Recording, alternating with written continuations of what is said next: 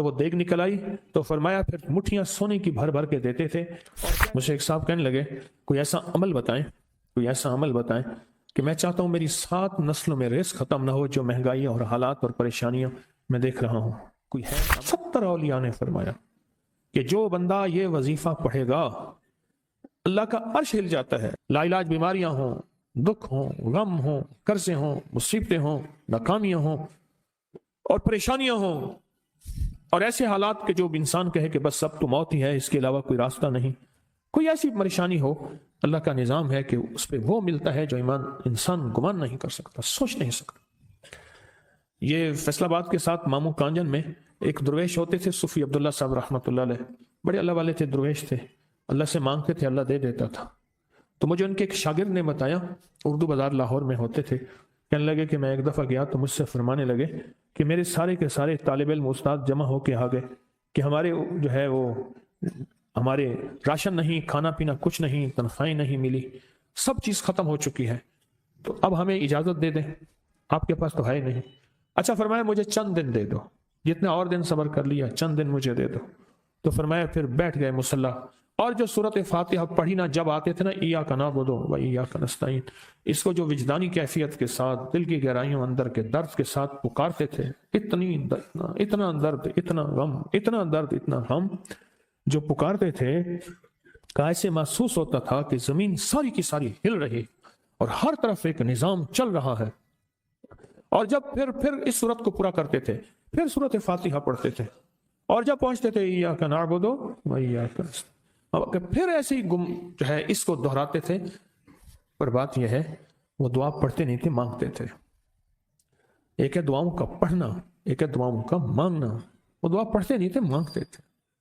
اور اللہ مانگنے والے کو دیتا بھی ہے، اللہ مانگنے والے کو عطا بھی کرتا ہے، اور اللہ کی رحمت مانگنے والے کے ساتھ سدا رہتی ہے، ہمیشہ رہتی.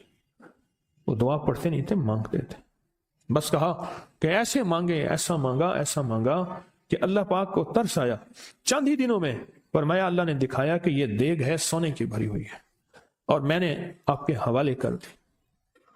اور تھوڑا سی ایسی جگہ ہٹائی تو وہ دیگ نکل آئی تو فرمایا پھر مٹھیاں سونے کی بھر بھر کے دیتے تھے اور کہتے تھے اس کو حسب ضرورت خرچ کرنا، خیال کرنا، کہیں فضول خرچی نہ کرنا، اسراف نہ کرنا. اللہ کے خزانے ہیں اور برکت والے ہیں، کہیں اللہ ناراض ہو کے چھین نہ لے، کہیں اللہ ناراض ہو کے چھین نہ لے. مجھے ایک صاحب کہنے لگے کوئی ایسا عمل بتائیں، کوئی ایسا عمل بتائیں کہ میں چاہتا ہوں میری 7 نسلوں میں رزق ختم نہ ہو جو مہنگائی اور حالات اور پریشانیاں میں دیکھ رہا ہوں. کوئی ہے عمل؟ میں کہا بالکل ہے. میں نے کہا روزانہ 40 منٹ بیٹھ، 40 منٹ صبح دوپہر شام جو تیری تنہائی کا وقت ہو، کہ یا اللہ دنیا میں ایسی جگہ کوئی کہیں ہوتی، اکیلے بیٹھے رہتے یاد تیری دل نشیں ہوتی، اکیلے بیٹھے رہتے یاد تیری دل نشیں ہوتی. 40 منٹ کوئی ایسا بیٹھ 40 منٹ اس انداز سے مصلی پہ، کہیں بستر میں، کہیں ایسی جگہ جہاں سوئے نہیں، اور بس صرف ایک بار سورۃ فاتحہ پڑھ اور اس کے بعد ایاک نعبد و ایاک نستعین کو دوہرا. جاگ رہے ہیں، دیکھتے رہیں، مجھے دیکھتے رہیں، میں آپ کو دیکھتا رہوں.